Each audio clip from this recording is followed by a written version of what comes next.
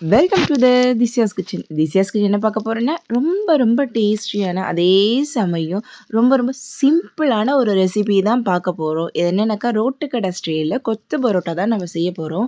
இது செய்கிறது ரொம்ப ரொம்ப சுலபங்க. ரொம்ப நேரம் எடுத்துக்காது. உங்கள் வீட்டில் எப்போவும் சப்பாத்தி பரோட்டா சிக்கன் குழம்பு செய்கிறீங்கன்னா அந்த டைமில் இதே மெத்தடில் ட்ரை பண்ணி பாருங்கள். டேஸ்ட் அட்டகாசமாக இருக்கும். ரோட்டுக்கடையே தோற்று போயிடும். அந்தளவுக்கு இது ருசி நல்லாயிருக்கும். வாங்க இது எப்படி செய்யுது நம்ம வீடியோக்குள்ளே போய் பார்க்கலாம். இப்போ இது செய்கிறதுக்கு ஒரு பேன் அடுப்பில் வச்சுட்டு அதில் ஒரு 4லேருந்து ஒரு 5 ஸ்பூன் அளவு எண்ணெய் சேர்த்துக்குங்க. நான் இன்றைக்கி எடுத்துருக்கிறது 4 பரோட்டா எடுத்திருக்கேன். அதனால் இந்த எண்ணெய் கரெக்டாக இருக்கும்.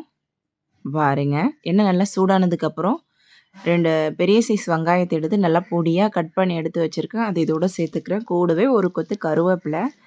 இந்த கொத்து பரோட்டாவுக்கு கருவேப்பிலை நிறைய போடுங்க. ஸ்மெல்லும் டேஸ்ட்டும் அப்போ தான் நல்லாயிருக்கும். கடையில் வாங்கி சாப்பிட்ற ஃபீல் கொடுக்கும். வெங்காயம் ரொம்ப வதங்கணும்னு அவசியம் இல்லை. வெங்காயம் ஒரு நிமிஷம், அதிகபட்சம் 2 நிமிஷம் அது வதங்கினா போதும். வெங்காயம் கொஞ்சம் பச்சை வாசனையோடு இருந்தால் தான் கொத்து பரோட்டாவுக்கு நல்லாயிருக்கும். பாருங்கள், வெங்காயம் 2 நிமிஷம் நல்லா வதங்கிடுச்சு. வெங்காயம் வதங்கினோடனே ஒரு நார்மல் சைஸ் தக்காளி எடுத்து நல்லா பொடியாக கட் பண்ணி அதை சேர்த்துருக்கேன். தக்காளியும் ரொம்ப வதங்கணும்னு அவசியம் இல்லை. தக்காளியும் ஒரு 2 நிமிஷம் வதங்கிடுச்சுன்னா போதும். பாருங்கள், தக்காளியும் ஓரளவுக்கு நல்லா வதங்கிடுச்சு. இந்த ஸ்டேஜில் நான் ஒரு 2 முட்டையை உடச்சி ஊற்றிக்கிறேன். முட்டை உங்களுக்கு எவ்வளோ தேவையோ அந்த அளவுக்கு ஊற்றிக்குங்க. நான் 4 பரோட்டாவுக்கு இந்த 2 முட்டை போதுன்றதுனால 2 முட்டை மட்டும் சேர்த்துக்கிறேன். முட்டையை சேர்த்துட்டு தேவையான அளவு உப்பும் சேர்த்துக்கிறேன். ஆல்ரெடி பரோட்டாவில் உப்பு இருக்கும். நான் சேர்த்துருக்க உப்பு இந்த மசாலாவுக்கு மட்டும்தான். உங்களுக்கு முட்டை நிறைய போட்டு சாப்பிட்டா தான் பிடிக்கும்னு நினைக்கிறீங்கன்னா நீங்கள் வீட்டில் செஞ்சு சாப்பிட்றதுனால உங்களுக்கு எத்தனை முட்டை தேவையோ அத்தனை முட்டை சேர்த்துக்கங்க. முட்டை அதிகமாக சேர்த்திங்கனாக்கா கொத்து பரோட்டா இன்னும் டேஸ்ட்டாக இருக்கும். முட்டையை சேர்த்ததுக்கப்புறம் முட்டை ஒரு 75% வந்தால் போதும். முட்டையும் அதிகமாக வேகணும்னு அவசியம் இல்லை. இப்போ பாருங்கள், கரெக்டாக இருக்குது. இந்த ஸ்டேஜில் நம்ம பரோட்டாவை சேர்த்துக்கலாம்.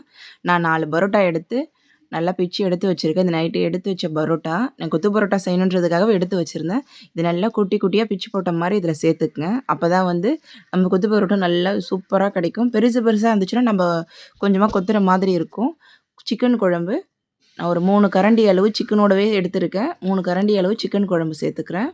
சிக்கன் உங்களுக்கு நிறைய வேணும்னா உங்களுக்கு ஏற்ற மாதிரி சிக்கனை சேர்த்துக்குங்க. ஏன்னா நம்ம வீட்டில் செய்கிற நம்ம இஷ்டம் தாங்க.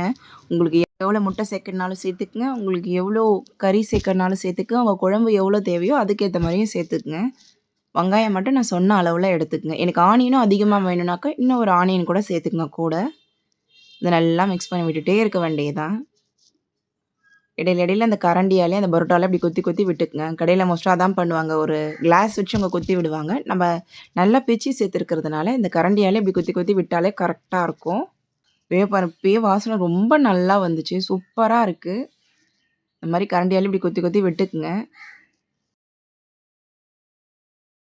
இந்த ஸ்டேஜில் நான் ஒரு 1½ ஸ்பூன் அளவு மிளகுத்தூள் சேர்த்துக்கிறேன். மிளகுத்தூள் உங்கள் காரத்துக்கு ஏற்ற மாதிரி சேர்த்துக்குங்க.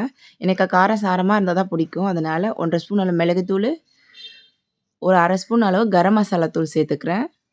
இப்போ கடைசியாக ஒரு 1/2 ஸ்பூன் அளவு தனியாக அரைச்ச காஞ்ச மிளகாய்த்தூள், உங்கள் காரத்துக்கு ஏற்ற மாதிரி சேர்த்துக்குங்க. மிளகாய்த்தூள் சேர்த்துட்டு இதெல்லாம் அடுப்பை ஹையில் வச்சு நல்லா மிக்ஸ் பண்ணி விட்டுட்டே இருங்க. ஒரு மாதிரி அடி பிடிக்கிற மாதிரி வரும். அந்த ஸ்டேஜ் வர வரைக்கும் நல்லா மிக்ஸ் பண்ணி விட்டுட்டே இருங்க. நல்லா கொத்தி கொத்தி விட்ட மாதிரி மிக்ஸ் பண்ணிகிட்டே இருங்க. அந்த அடி பிடிக்கிறது தான் இந்த கொத்து பரோட்டாக்கே டேஸ்ட்டு. நல்லா மிக்ஸ் பண்ணி நல்லா அந்த அடி பிடிச்சது நல்லா கிண்டி கிண்டி விட்ட மாதிரி நல்லா கொத்தி விட்ட மாதிரி நல்லா மிக்ஸ் பண்ணிகிட்டே இருங்க. இந்த மாதிரி கொத்தி விடவங்களுக்கு தான் நான் பரோட்டாலாம் நல்லா பிஞ்சு நல்லா சூப்பராக இருக்கும். இப்போ கடைசியாக கொஞ்சமாக கொத்தமல்லி இலையை பொடியாக கட் பண்ணாப்போல் சேர்த்துக்கிறேன். சேர்த்துட்டு நல்லா மிக்ஸ் பண்ணிவிட்டு நம்ம அடுப்பை ஆஃப் பண்ணிட வேண்டியதான். இந்த ஸ்டேஜில் நான் உப்பு டேஸ்ட் பார்த்துக்கிறேன். ஏன்னா நம்ம ஆரம்பத்தில் அது வெங்காயம் தக்காளி வதக்கணும் இல்லைங்களா, அப்போ தான் உப்பு சேர்த்தோம். அதனால் பரோட்டாவில் ஆல்ரெடி உப்பு இருக்குது. ஆனால் என்னோடது கரெக்டாக இருக்கிறதுனால நான் உப்பு வேறு எதுவும் சேர்க்க தேவையில்லை. நான் முதல்ல போட்ட உப்பே கரெக்டாக இருக்குது. உங்களுக்கு இந்த ஸ்டேஜில் உப்பு கூட குறைய வேணுன்னா அதுக்கேற்ற மாதிரி சேர்த்துக்குங்க. காரமும் வேணுன்னா இந்த ஸ்டேஜில் சேர்த்துக்குங்க. கரெக்டாக இருக்கும்.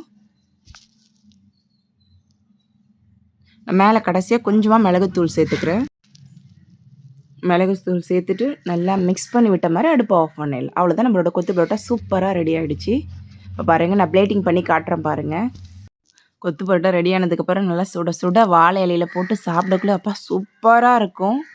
வாழையோட ஸ்மெல்லோடு இந்த கொத்து பரோட்டா சாப்பிடக்குள்ளே அப்படியே கடையில் வாங்கி சாப்பிட்ற மாதிரியும் இருக்கும். இதோட டேஸ்ட் ரொம்ப அட்டகாசமாக இருந்துச்சு. இந்த மாதிரி செஞ்சிட்டிங்கன்னா நீங்கள் கடை பக்கமே போய் வாங்க மாட்டீங்க. எப்போ பரோட்டாவும் சப்பாத்தியும் வீட்டில் செஞ்சிங்கனாலும் இதே போல் ட்ரை பண்ணி பாருங்கள். Must try. இப்ப பாருங்க நான் கொத்து பரோட்டா உங்களுக்கு டேஸ்ட் பண்ணி காட்டுறேன். கொஞ்சமா நம்ம எடுத்து வச்சிருக்க சிக்கன் குழம்பு அதில ஊத்திக்கிட்டு,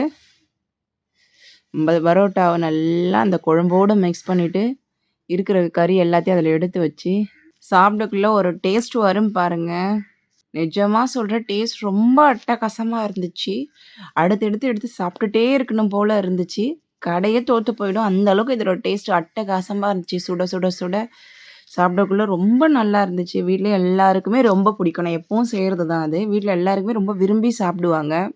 இதே போல நீங்களும் உங்க வீட்ல ட்ரை பண்ணி பாருங்க. இதோட டேஸ்ட் ரொம்ப அட்டகாசமா இருக்கும். இந்த வீடியோ உங்களுக்கு பிடிச்சிருந்துச்சுன்னா எங்க சேனல்ல லைக் பண்ணுங்க, கமெண்ட் பண்ணுங்க, சப்ஸ்கிரைப் பண்ணுங்க. பக்கத்துல இருக்க பெல் பட்டன மறக்காம கிளிக் பண்ணுங்க. Thank you.